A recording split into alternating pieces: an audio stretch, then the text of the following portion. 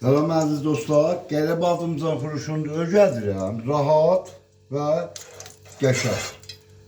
Bir daha qəribə adımdandır. Qalbin sizin teydadı da çox oldu, çox pişirəsiz az oldu da. Qoyacaqsa tava qəşəng yağı dağlaşsın. Ki mən qoymuşum dağlaşır. Ondan sonra qəribə adımdan soymuşuq. Yox. Gördünüz. Bu halette bıçaq vuracaqsınız. Qəşəng işlər pişsin, həm də qızarsın. Gördünüz.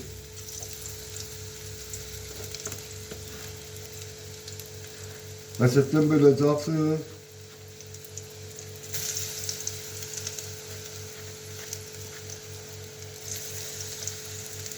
Rahat, sadə, özü ləziz.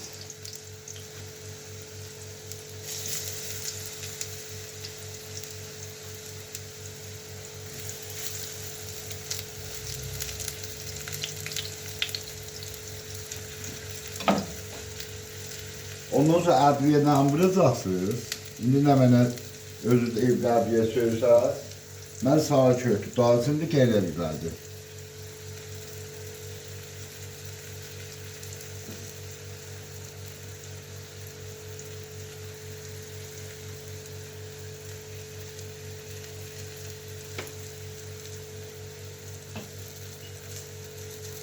Bir daha da balaca soğan salacaqsınız.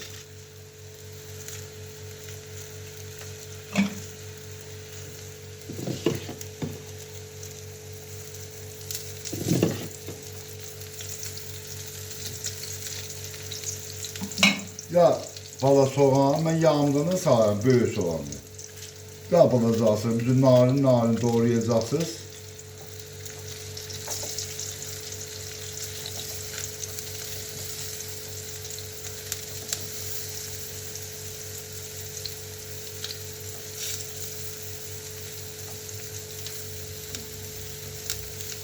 Gördün. Rahat ve ləziz sadə. Saf.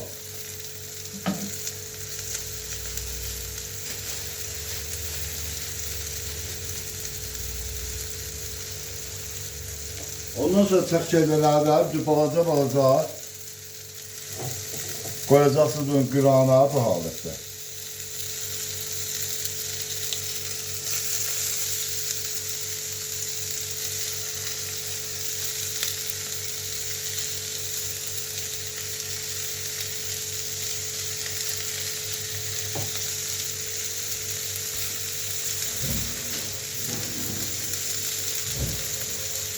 Bir isyan su tökəcəksiniz.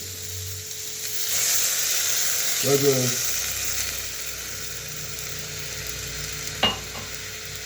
Qapağı qoyacaqsınız üstünə.